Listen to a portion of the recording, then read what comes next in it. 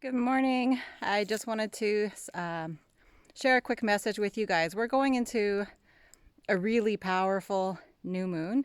And right before the new moon is always a dark moon. And dark moon's great for giving us quiet time, time for reflection to look inside and to see what it is that is playing in our programming.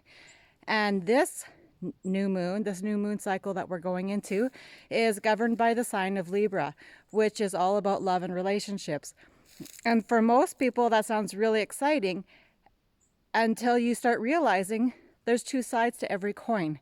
So when the energy of love and relationships comes up, we also need to be aware that if there's stuff that we haven't dealt with around love, allowing ourselves to be loved, feeling loved, receiving love, or issues in relationships, judgments, perceptions that we have of others, just know that it's going to come up, especially now before the new moon, because naturally it's trying to expose it so that we're not planting more seeds of it. As soon as that new moon starts, the new seeds begin to plant. And do you want flowers or do you want weeds in your garden? So picture this next moon cycle as being a time of love. So this is your love garden. What kind of flowers do you want popping up? Do you want the kind of flowers that are popping up that are focused on criticism, rejection, judgments, and pain or feelings of failure? Or wouldn't it be so much more amazing to watch flowers bloom that are of love, of harmony, of peace in relationships? So if you're feeling a little bit unsettled right now or restless in relationships, if you're feeling a little bit of agitation, know that that's what's coming up.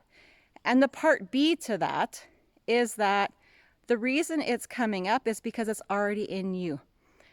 You know, people can't hurt you. They can't guilt you. They can't shame you. All they can do is activate something that's dormant that you have suppressed within you. So it's something that happened in childhood. There was a time when you felt like you weren't enough, like you weren't valued, like you had to put yourself on the back burner, like other people's needs, usually your parents, were more important than your own, like keeping the harmony, keeping the peace, any of that was more important than you having spoken your truth or having a parent validate what you were feeling or needing at that time. And because of that, we carry that into our adulthood. So what it is it's like it's just a dormant cell that stays within us, trapped emotions, right? We've talked about this many times. And when they're in there, all it takes is for somebody to find that, and they kind of put some pressure on it. And the reason they're putting pressure on it is a gift to you. It is to expose it so that you can see it, so you can deal with it, so you can release it, so it doesn't have to keep being part of your reality. But for right now, it is part of your reality because it's there. It's not their fault that it's there, but it is there and it is being exposed to help you. So if you're feeling any of those feelings, just know that that's what's coming up for you. That's why it's coming up right now. And this is an invitation for you to go into some internalization work and just see, what is it? Like you can journal out. And if you write out the answer, love is, or I am loved when, or I feel loved when, if I feel loved when ends in I do a good job, know that that's old programming from parenting or from society, that if we do something good, then we get to be praised or loved or accepted. No, you get to be loved when you were born. You get to be loved when you wake up. You get to be loved when you go to bed. You get to be loved whatever you do. You deserve love 24/7, not just when it's convenient for someone to give it to you. And the only person who's able to give you that love 24/7 is you, beautiful. So again, an invitation to look at what it is that's running in our programming around love and relationships, around collaboration, around harmony, and especially the most important relationship is love with yourself. So how can you love yourself more? What ways can you give yourself love? It's not always just going out and buying something. Sometimes we just need to go for a walk in nature. And I have found a really beautiful place here.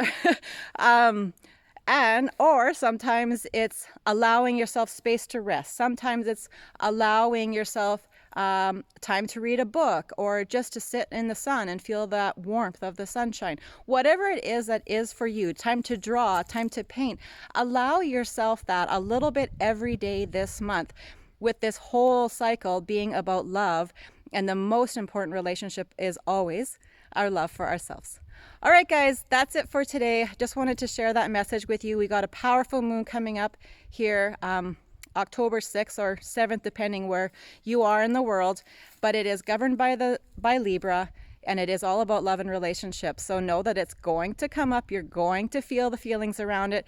And right before, which is right now, is our dark moon, is the time to go in and expose, release some of that stuff, and play with new identities of yourself. What would it be like to feel loved all the time? Would it be okay with you? What would it feel like to give and receive love to and from yourself without needing it from somebody else? Would that be okay? Okay, I'm going to leave it at that. I hope you have a wonderful day. Get out, do something amazing for yourself, but most importantly, love yourself today. Much love, guys. Have a wonderful day.